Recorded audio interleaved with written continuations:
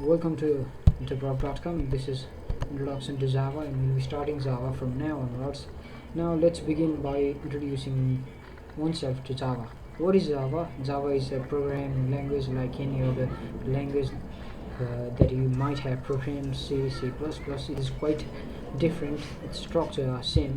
It is remain the same. Although Java, before starting, let me introduce you with Java. Java is built by Sun Microsystems and now is under Oracle.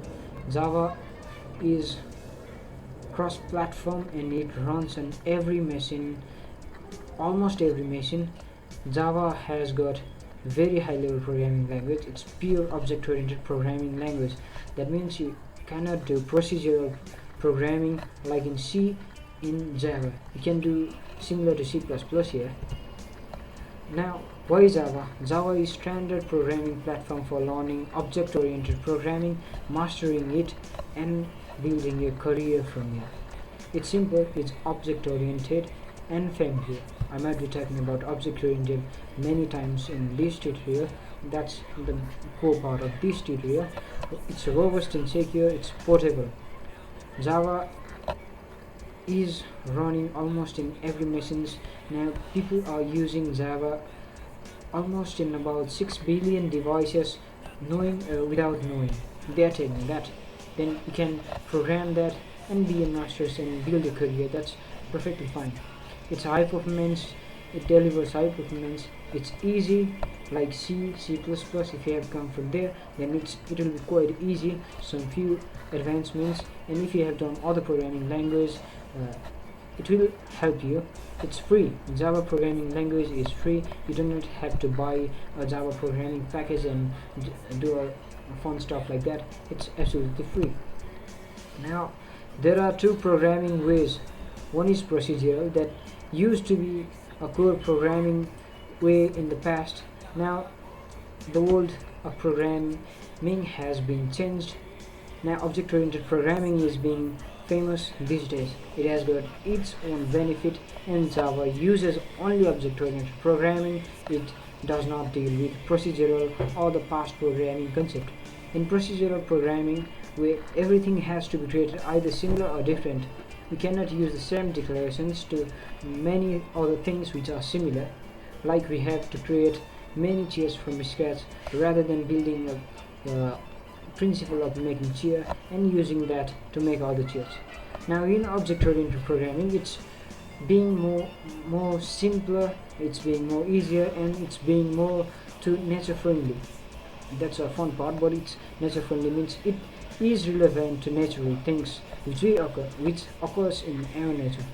Now here we can use same principle which we will be calling objects or class to create many number of similar things. Like we could have principal declaration of chair in common and use that principle to create many other chairs easily using that principle and modifying some terms as we move. That means we can make a map or principle of chair. We can then use that and make many chairs either using wood, plastic, or something like that. Now what is object-oriented programming? I'll be referencing that with OOP. Now it's based on objects. Now you can think object-oriented programming, a programming that is closer to human and that is closer to our nature. In our nature, if we are about to build something, or like we are about to build a house, we first get the map. Our engineer makes a map and how the things should be going on over that are printed on the map. Then the workers or builders look at map and they build the house. They can use that same map and make many different many houses. Let's say in a colony they can make many houses which are same or similar using one map. They do not have to go to the engineer to make maps for each and every house. Like let's suppose we are making 100 houses, and if we can use only one map, we'll be saving a lot of money. And in object-oriented programming in Java, we'll be doing that not for saving money but for saving time and making our code reusable. Objects acts as blueprint for constructor. I told you an example of making house. One object can create many instances or examples of similar type with some changes. Objects are hence similar to real world objects. They are similar. How Java works or object-oriented programming works.